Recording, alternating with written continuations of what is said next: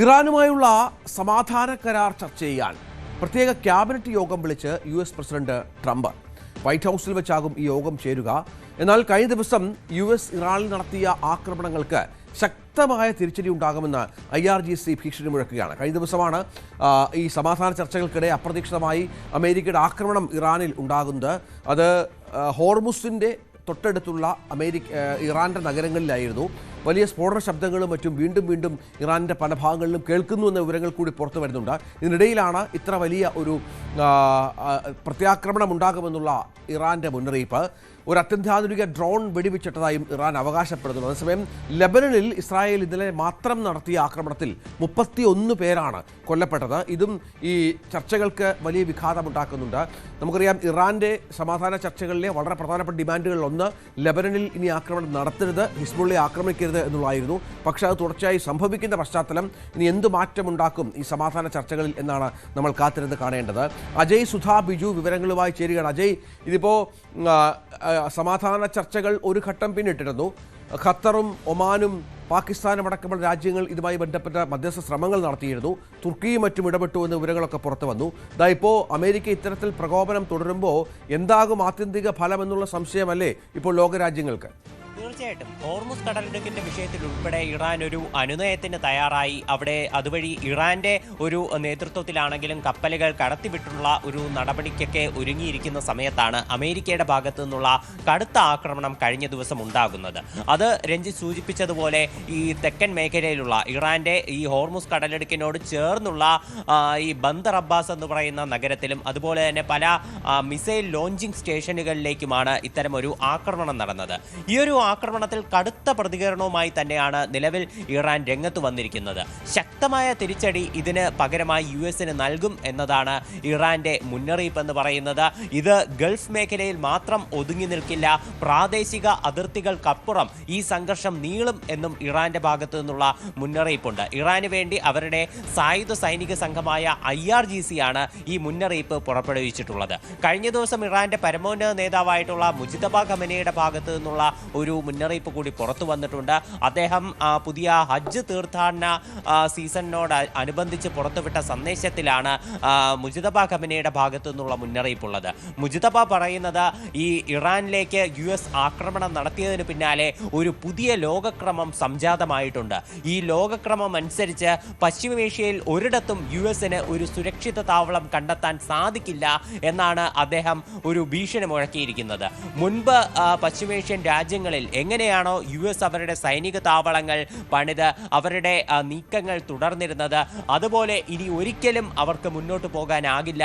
ഇതോടുകൂടി അമേരിക്കയ്ക്ക് ലോകത്തിന് മേലുണ്ടായിരുന്ന സ്വാധീനം കുറഞ്ഞു വരുന്നതായിട്ടും മുജിതബ അവകാശപ്പെടുന്നുണ്ട്. അപ്പോൾ അത്തരത്തിൽ ഇറാൻ കടുത്ത ഭാഷയിൽ തന്നെ തിരിച്ചടി നൽകാൻ തീരുമാനിച്ചിട്ടുണ്ട്. അത്തരത്തിൽ ഉള്ള വാക്കുകൾ തന്നെയാണ് അവർ അമേരിക്കയ്ക്ക് നേരെ ഇപ്പോൾ പുറപ്പെടുവിച്ചുകൊണ്ടിരിക്കുന്നത്.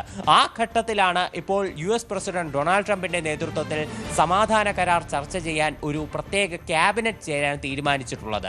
വൈറ്റ് ഹൗസിലാണ് ഇത്തരമൊരു ക്യാബിനറ്റ് വിളിച്ചു ചേർക്കുന്നത്. നേരത്തെ ക്യാമ്പ് ഡേവിഡ് എന്ന് പറയുന്ന പ്രസിഡന്റ് ഡൊണാൾഡ് ട്രംപിന്റെ മറ്റൊരു US പ്രസിഡന്റിൻ്റെതായിട്ടുള്ള മറ്റൊരു വസതിയിലായിരുന്നു ഈ യോഗം ചേരാൻ നിശ്ചയിച്ചിരുന്നത്.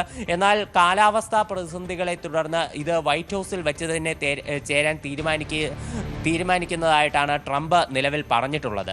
ഈ ഒരു യോഗത്തിൽ ഇനി ആണവ കരാർ ഉൾപ്പെടെയുള്ള വിഷയങ്ങളിൽ ഇറാനുമായിട്ട് എങ്ങനെയാകും ചർച്ചകൾ മുന്നോട്ട് കൊണ്ടുപോകേണ്ടതെന്ന് തീർച്ചയായിട്ടും തീരുമാനമുണ്ടാകും.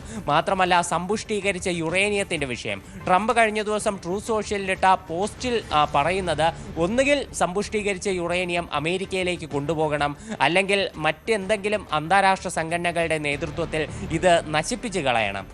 ഈ ഒരു 2 ആവശ്യം മാത്രമാണ് US അംഗീകരിക്കുന്നത്. അല്ലാതെ മറ്റ് ഒരു കാര്യങ്ങളിലും ഒരു വിട്ടുവീഴ്ചയ്ക്കുമില്ല എന്ന് തന്നെ ട്രംപ് തീർത്തും പറഞ്ഞിട്ടുണ്ട്. അപ്പോൾ ഈ യുറേനിയത്തിൻ്റെ കാര്യം, അതുപോലെ ആണവ വിഷയങ്ങൾ ഉൾപ്പെടെയുള്ള വിഷയങ്ങൾ ഈ വൈറ്റ് ഹൗസിൽ ചേരുന്ന യോഗത്തിൽ ചർച്ചയാകും എന്നാണ് വിവരമുള്ളത്. മറ്റൊരു അനിഷ്ട സംഭവമുള്ളത് തീർച്ചയായിട്ടും ലെബനനിലാണ്. ലെബനനിൽ ഇപ്പോഴും ലെബനനിലേക്ക് വരാം അജയ്. ഇപ്പോൾ നമുക്ക് ഈ ചർച്ചകളുടെ ഒരു വലിയ ശ്രമങ്ങൾ പല രാജ്യങ്ങളുടെ ഭാഗത്തുണ്ടാകുന്നുണ്ടായിരുന്നു. ഇതിനിടയിലാണ് അമേരിക്ക വീണ്ടും പ്രകോപനം സൃഷ്ടിക്കുന്നത് എന്ന കാര്യത്തിൽ സംശയമില്ല. ഇപ്പോൾ ഈ വെടിനിർത്തൽ ഒക്കെ നിലനിൽക്കുന്നുണ്ട് എന്ന് പറയുമ്പോഴും എന്തുകൊണ്ടാണ് ഇത്ര വലിയ ആക്രമണത്തിലേക്ക് അമേരിക്ക കടന്നത് എന്നത് പ്രധാനമാണല്ലോ. മുസ്തഫ ഖമനേയൊക്കെ പറയുന്നത് ഗൾഫ് രാജ്യങ്ങളുടെ പിന്നിൽ നിന്ന് നിങ്ങൾക്കിനിയിപ്പോൾ പിന്നിൽ ഒളിക്കാനാവില്ല എന്ന് പറയുമ്പോൾ, തിരിച്ചടി ഉണ്ടാകുമെന്ന് പറയുമ്പോൾ ഇനിയും പേടിക്കേണ്ടത് ഗൾഫ് രാജ്യങ്ങൾ തന്നെയാണ് എന്ന് വേണം കരുതാൻ. അവിടെയാണ് ഈ പശ്ചിമേഷ്യയിൽ അമേരിക്കയ്ക്ക് ഇനിയും ഒരു താവളം കണ്ടെത്താൻ സാധിക്കില്ല എന്നുള്ള മുന്നറിയിപ്പും മറ്റും വരുന്നത്. തീർച്ചയായിട്ടും അമേരിക്കയുടെ ഒരു പെട്രോ ഡോളർ സ്വാധീനം അത് അവസാനിപ്പിക്കാൻ തന്നെയാണ് ഈ ഒരു സംഘർഷത്തിലൂടെ ഇറാൻ ശ്രമിക്കുന്നത് എന്ന് പല അവസരങ്ങളിലും നമുക്ക് വ്യക്തമായിരുന്നു. അത് ചൈനീസ് കറൻസി ആയിട്ടുള്ള യുവാൻ വഴി ഇറാൻ വ്യാപാരം നടത്തിയ ഘട്ടത്തിലാണെങ്കിലും, അതുപോലെ ബിറ്റ് കോയിൻ ഉൾപ്പെടെയുള്ള ഒരു കോയിനുകൾ അവരുടെ ഒരു ഒഫീഷ്യൽ കറൻസി ആയിട്ട് അന്താരാഷ്ട്ര വ്യാപാരത്തിന് വേണ്ടി ഉപയോഗിച്ചിരുന്ന ഘട്ടത്തിലും എല്ലാത്തിലും ഈ US ഡോളറിന് ഒരു തിരിച്ചടി നൽകാൻ അവർ തീരുമാനിച്ചുറപ്പിച്ചിരുന്നു. അതുപോലെ ഈ US ഡോളറിനുള്ള സ്വാധീനം കുറച്ചു കൊണ്ടുവരിക, പശ്ചിമേഷ്യയിൽ അവർ ഈ പെട്രോളിയം ഉൽപ്പന്നങ്ങളുടെ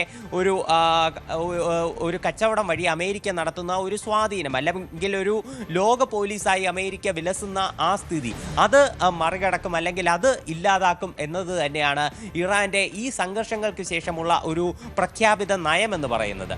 അത് ഇറാന്റെ പരമോന്നത നേതാവാണെങ്കിലും ഇറാനിലെ മറ്റ് പ്രധാനപ്പെട്ട നേതാക്കളാണെങ്കിലും പല പൊതുവേദികളിലും എടുത്തു പറഞ്ഞിട്ടുള്ള കാര്യം തന്നെയാണ്. അവർ നിരന്തരം വാർത്താക്കുറിപ്പുകൾ പുറത്ത് വിടുന്നതും ഈ ഒരു കാര്യം പ്രസ്താവിക്കാൻ വേണ്ടി മാത്രമാണ്. അപ്പോൾ അതിനാൽ തന്നെയാണ് നിലവിൽ ഈ പശ്ചിമേഷ്യൻ രാജ്യങ്ങളിൽ, ഈ പ്രത്യേകിച്ച് ഗൾഫ് രാജ്യങ്ങളിലൊന്നും തന്നെ അമേരിക്കയ്ക്ക് സൈനിക താവളങ്ങൾ പണിയാൻ സാധിക്കില്ല എന്ന് പറഞ്ഞുകൊണ്ട് മുജ്തബ ഖമനൈ ഇപ്പോൾ വീണ്ടും തീർത്ത് ഉറപ്പിച്ചിരിക്കുന്നത്. അപ്പോൾ അത്തരത്തിലുള്ള കടുത്ത നിലപാടുകൾ തന്നെ ഇറാൻ നിലവിൽ തുടർന്നു വരികയാണ്. അമേരിക്കയുടെ കഴിഞ്ഞ ദിവസമുണ്ടായ തീർത്തും അനാവശ്യമായിട്ടുള്ള ആക്രമണം, അത് US സെൻട്രൽ കമാൻഡ് നൽകുന്ന വിശദീകരണം എന്ന് പറയുന്നത് ഒരു സെൽഫ് ഡിഫൻസ് ആയിട്ട് നടത്തിയ ആക്രമണം എന്നതാണ്. പക്ഷേ അതൊരു വലിയ തോതിലുള്ള ഒരു ആക്രമണമായിരുന്നു. കാരണം ഹോർമുസ് കടലിടുക്കിലുള്ള പല മേഖലകളിൽ, അതുപോലെ തന്നെ ഈ ബന്ദർ അബ്ബാസ് എന്ന് പറയുന്ന തുറമുഖ നഗരത്തിൽ, പല മിസൈൽ ലോഞ്ചിങ് സ്റ്റേഷനുകളിൽ, ഇത്തരത്തിൽ പല സ്ഥലങ്ങളിലേക്കും കടുത്ത ആക്രമണം തന്നെ US സെൻട്രൽ കമാൻഡ് നടത്തിയിരുന്നു. അപ്പോൾ ഒരു തരത്തിലും ന്യായീകരിക്കാൻ കഴിയാത്ത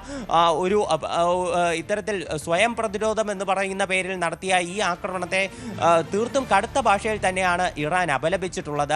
അത് തീർച്ചയായിട്ടും ഈ ഖത്തറിലൊക്കെ ഇറാന്റെ പ്രതിനിധികളെത്തി ഒരു സമാധാന നീക്കങ്ങൾക്കൊക്കെ തയ്യാറായി വന്ന സാഹചര്യത്തിലാണ് US-ന്റെ ഭാഗത്തു നിന്നുള്ള ഈ ആക്രമണം ഉണ്ടാകുന്നത്. അതാണ് പ്രധാനം. മറ്റൊന്ന്, ലെബനനിൽ ഇസ്രായേലും വലിയ ആക്രമണം അഴിച്ചുവിടുന്നു എന്നുള്ള വിവരങ്ങൾ കൂടി പുറത്തു വരുന്ന പശ്ചാത്തലം വളരെ പ്രധാനപ്പെട്ട ഒന്നാണ്. ഇന്നലെ മാത്രം നടത്തിയ ആക്രമണത്തിൽ 31 പേരാണ് അവിടെ കൊല്ലപ്പെട്ടത്. കഴിഞ്ഞ കുറേ ദിവസങ്ങളായി ലെബനൻ ഇസ്രായേലിന്റെ ടാർഗറ്റാണ്.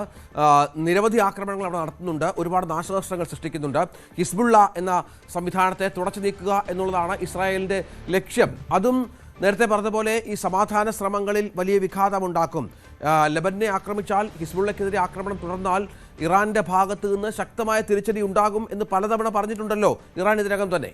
തീർച്ചയായിട്ടും ഇപ്പോൾ ഇസ്രായേലിൻ്റെ പ്രധാനമന്ത്രിയായിട്ടുള്ള ബെഞ്ചമിൻ നെതന്യാഹു, അദ്ദേഹം ഇപ്പോൾ വലിയൊരു രാഷ്ട്രീയ പ്രതിസന്ധിയിലേക്ക് കടന്നിരിക്കുകയാണ്. മുൻപ് സ്വന്തം രാജ്യത്തിനകത്തുള്ള അഴിമതി കേസുകളും മറ്റുമായിരുന്നു അദ്ദേഹത്തിന് പ്രതിസന്ധിയെങ്കിൽ, ഇപ്പോൾ അന്താരാഷ്ട്ര തലത്തിൽ അദ്ദേഹം നടത്തുന്ന ഇടപെടലുകൾ അതിലും രാജ്യത്തിനകത്ത് കടുത്ത അതൃപ്തി ഉണ്ടാക്കിയിട്ടുണ്ട്.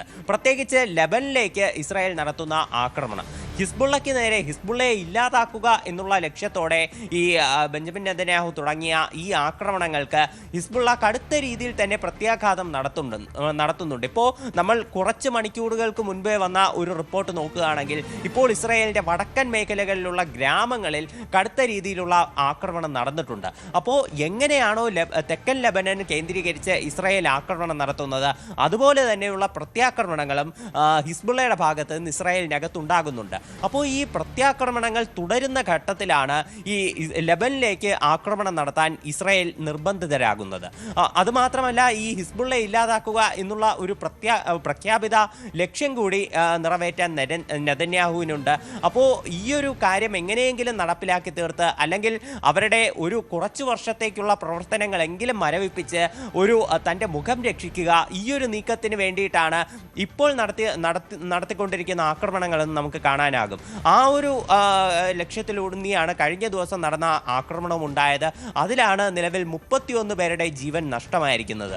ഇപ്പോൾ ഒരു ദിവസം ഇപ്പോൾ ഇത്രയധികം പേരുടെ ജീവൻ നഷ്ടമാകുന്നത് കഴിഞ്ഞ കുറച്ച് ദിവസങ്ങളിൽ ഇപ്പോഴാണ് എന്ന് നമുക്ക് കാണാനാകും. ഇതിനു മുൻപേയും ഈ തെക്കൻ ലെബനൻ കേന്ദ്രീകരിച്ച് വലിയ തോതിലുള്ള ആക്രമണങ്ങൾ ഇസ്രായേൽ നടത്തിയിരുന്നു. കൂടുതൽ മേഖലകളിൽ നിന്ന് ജനങ്ങളെ ഒഴിപ്പിച്ചുകൊണ്ട് തെക്കൻ ലെബനൻ പൂർണ്ണമായിട്ടും നിയന്ത്രണത്തിൽ കൊണ്ടുവരികയാണ് ഇസ്രായേലിന്റെ നിലവിലെ ലക്ഷ്യമെന്നാണ് നമുക്ക് ഇതിലൂടെ കാണാനാകുന്നത്. അജയ് സുധാ ബിജുവാണ് വിവരങ്ങൾ പങ്കുവച്ചത്.